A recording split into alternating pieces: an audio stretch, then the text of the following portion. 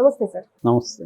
Sir కవిత తిహార్ జైల్లో తను కోరిన వస్తువులు కానీ తను కోరిన ఏది తీసుకురాలేదు అని చెప్పేసి అంటున్నారు. దానికి మళ్ళీ నాకు జైలు మార్చండి అని కూడా ఒక పిటిషన్ వేసిందంట, ఒక రిక్వెస్ట్ చేసిందంట. మరి దీని గురించి అంటే అలా జైలు మార్చే అవకాశం ఉందంటారా? కవిత ఇంకొక ఇద్దరు మహిళా ఖైదీల మధ్య ఉండాలి.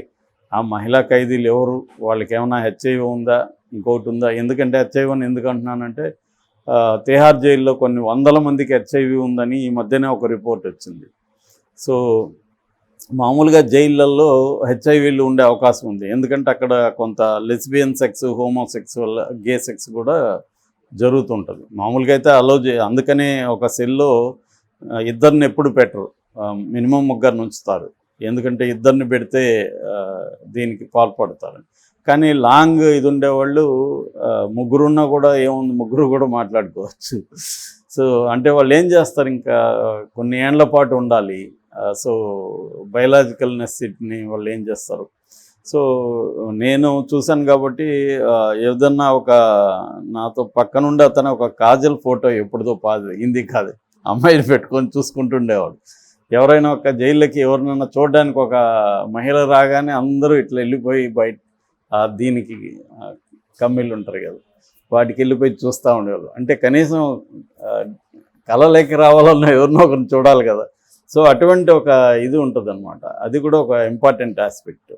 సో అలాగా ఇప్పుడు వాళ్ళని మామూలుగా అయితే మనమే మనకి ఇన్ఫ్లుయెన్స్ ఉంటే మనమే సెలెక్ట్ చేసుకోవచ్చు. ఆ ఇద్దరు ఎవరు ఉండాలి. ఫర్ ఎగ్జాంపుల్ నేను కూడా ముగ్గురితో ఉండాలి, నా ఇద్దరిని నేనే సెలెక్ట్ చేసుకున్నాను ఎవరు ఉండాలని. అంటే కొంత నీట్గా ఉండడం, వాళ్ళైతే నాకు సూట్ అవుతారు అనుకున్నాను. కానీ ఈమెకి ఇప్పుడు అట్లాంటిది లేదు. వాళ్ళు ఎవరిని ఇచ్చారో తెలీదు. రెండో భయం ఏంటంటే కవితకి ఇప్పుడు జైలు ఎందుకు మార్చమని అడుగుతుందంటే ముఖ్తార్ అన్సార్ అని నిన్ననే ఉత్తరప్రదేశ్ జైల్లో ఒక అతను చనిపోయాడు. అతను 5 సార్లు ఎమ్మెల్యేగా ఉన్నాడు. నోటోరియస్ క్రిమినల్ కూడా అతను ముఖ్తార్ అన్సార్, 60 ఏళ్ళు. అతను హార్ట్ అటాక్తో చనిపోయాడు.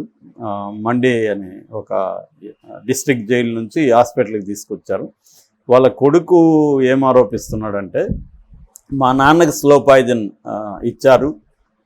10 రోజుల ముందే ఆయన కోర్టుకి వెళ్ళినప్పుడు ఆయనే చెప్పారు కోర్టు జడ్జితో, నాకు బాడీలో అనేక పార్ట్స్లో విపరీతమైన పెయిన్స్ వస్తున్నాయి, నా మీద పాయిజనింగ్ జరుగుతుందని డౌట్ ఉందని ఆయన కోర్టుకి చెప్పారు. జస్ట్ 10 రోజుల ముందే. గవర్నమెంట్ అప్పుడు ముగ్గురు సభ్యులతో కూడిన ఒక జ్యుడిషియల్ ఎంక్వైరీ కూడా వేసింది. కానీ దాంట్లో ఏమి తేలలేదు. సో ఇప్పుడు ఆయన హార్ట్ అటాక్తో చనిపోయాడు. సో స్లో పాయిజన్ ఇవ్వడం వల్లే హార్ట్ అటాక్ చనిపోయాడని ఆయన చెప్తున్నాడు. నెటిజన్స్ అయితే కామెంట్ చేస్తున్నారు, ఇదేమి హైదరాబాద్ జైలు కాదు, అది తిహార్ జైలు అని కామెంట్ చేస్తున్నారు. అంటే ఆమె హైదరాబాద్ జైలుకి ఏమన్నా చేయబోతుంది అనేది కూడా ఒక రకమైన లీక్ అవుతుంది వార్త.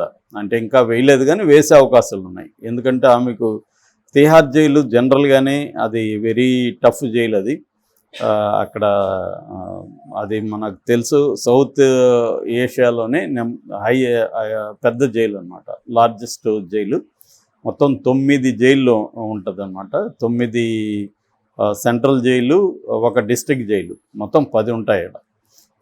సో ఆ పెద్ద కాంప్లెక్స్, అందులో నెంబర్ 6 వచ్చి విమెన్ జైలు.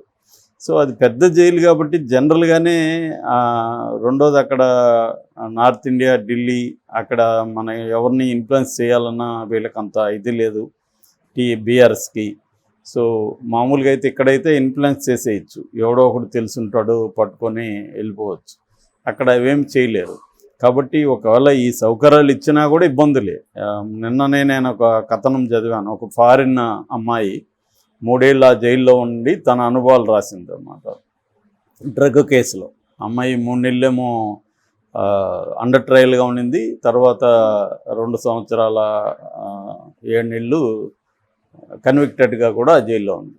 సో అండర్ ట్రయల్గా ఉన్నంత వరకు కొంత బెటర్గా ఉంది. కన్విక్టెడ్కి వెళ్ళినాక నాకు హారిబుల్ జీవితం, ముఖ్యంగా 20 నెలలు హెల్, నరకంగా అనిపించింది అనేది చెప్పింది. అంటే పనులు చేయించడం కానీ, టాయిలెట్లు గడిగించడం, చివరికి అమ్మాయి స్నానం చేయడానికి వాటర్ ఉండేవి కాదంట. ఎందుకంటే బాత్రూమ్ అంతా క్లీన్ చేయాలి, వీళ్ళందరూ స్నానం చేసి వెళ్ళినాక లాస్ట్లో చేయాలి, అప్పటికి నీళ్ళు అయిపోతాయంట. అలాగా చాలా రోజుల పాటు ఆమె స్నానం లేకుండానే పడుకునేది. ఇలాగా అక్కడ ఎంత హారబుల్గా ఉంటుంది ఫుడ్ దగ్గర నుంచి అన్నీ కూడా అనేది ఆమె చాలా డీటెయిల్గా రాసింది.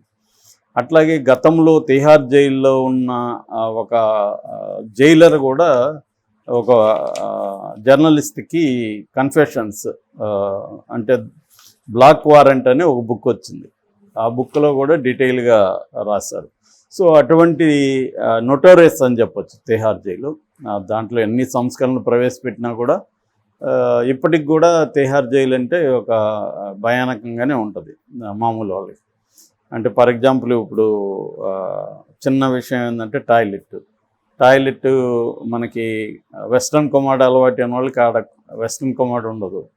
సో అక్కడ పోయి కూర్చోవడం అనేది వెరీ నరకంగా కనబడుతుంది చాలామందికి అలవాటు లేకుండా. రెండోది ఏంటంటే ఇక్కడ కవిత లాంటి వాళ్ళు ఒక రకమైన కంఫర్టబుల్ లైఫ్ స్టైల్కి అలవాటు అయింటారు.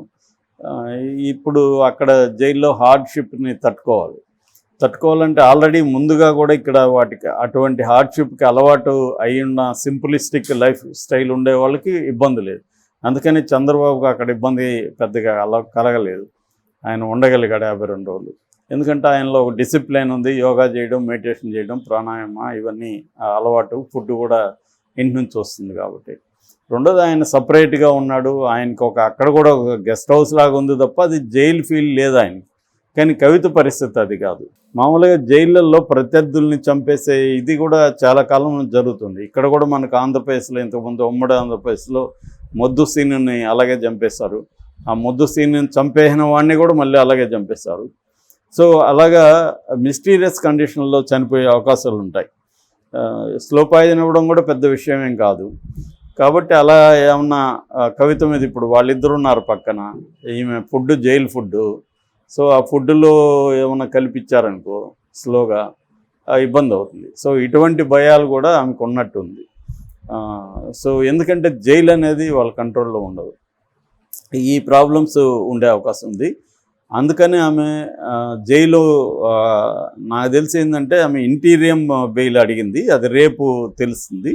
రేపు కానీ ఇంటీరియం బెయిల్ క్యాన్సిల్ అయితే ఆమె ఇంకా పర్మనెంట్గా మినిమం 6 నెలలు మ్యాక్సిమం 1 ఇయర్ పైన ఉండే అవకాశం ఉంది. ఎందుకంటే ఈ కేసులో ఎవరు కూడా అప్రూవర్గా మారితే తప్ప అదర్వైజ్ ఎవరు తొందరగా బయటికి రాలేదు. ఇప్పుడు మనీష్ సిసోడియా 1 ఇయర్ అయింది. సంజయ్ సింగ్ ఆయన జైల్లోనే ఉన్నాడు. సత్యేంద్ర జైన్ ఆపు మినిస్టర్ ఆయన జైల్లోనే ఉన్నాడు. ఆపుకు సంబంధించి 4-5 మంది ఇప్పుడు లోపలే ఉన్నారు. ఇదే తిహార్ జైల్లోనే వీళ్ళందరూ ఉన్నారు. సో ఇటువంటి కాంటెక్స్ట్లో కవిత కూడా ఈజీగా బయట వచ్చే అవకాశం లేదు. ఈజీగా బయట రాలేనప్పుడు ఏమన్నా ఆమెకి ఇలాంటి భయాలు ఉండే అవకాశం ఉంది. సో అందుకని కూడా ఆమె జైలు మార్చమని అడిగే అవకాశం ఉంది. ప్రస్తుతానికైతే ఆమె ఏం పిటిషన్ వేసిందంటే, ఇంతకుముందు మీరు నాకు ఇచ్చిన అంటే కోర్టు నా ఇచ్చిన ఏ సౌకర్యాన్ని కూడా జైలు అధికారులు అలో చేయట్లేదు. నా మంగళసూత్రం వేసుకోవడానికి అలో చేయలేదు. తర్వాత నాకు బెడ్లు కానీ అవేమీ ఇవ్వలేదు. ఇంటి నుంచి ఫుడ్ అలో చేయలేదు. ఇతర ఆభరణాలు అలో చేయలేదు. చివరికి నా స్పెట్స్ కూడా అలో చేయలేదు. కళ్ళజోడు కూడా అలో చేయలేదు. పుస్తకాలు, పెన్ను, పేపర్లు అవి కూడా అలో చేయలేదు. ఇవన్నీ ఆమె చెప్తుంది. సో అందుకని కోర్టుకి వేసింది. రౌస్ అవన్నీ కోర్టు కావేరీ బావేజా జడ్జి గారు కూడా ఒక నోటీస్ ఇష్యూ చేశారు జైలుకి, ఎందుకు మీరు ఇవ్వలేదని. మరి జైలు అధికారులు ఏం సమాధానం ఇస్తారని చూడాలి. అంటే ఇప్పుడు జైలు అధికారులు అక్కడ హోంశాఖ కింద పనిచేస్తుంటారు కాబట్టి వాళ్ళు మ్యాక్సిమం ఏదో కారణాలు చెప్పి అవాయిడ్ చేసే అవకాశం ఉంది. రెండోది ఈమెకి సపరేట్ సెల్ లేదు, అదొక ఇబ్బంది ఉంటుంది. వాళ్ళిద్దరితో ఉండాలి. సో లైఫ్ థ్రెట్ ఉంటుందిగా, వాళ్ళిద్దరు ఏదైనా చేయొచ్చు. జైల్లో డంబెల్తో కొట్టి చంపేశారు ఎవరిని, మన మొద్దు సీన్. డంబెల్ జైలుకి ఎట్లా వచ్చింది లోపలికి, డంబెల్తో వాడు ఎలా కొట్టి చంపేశాడు.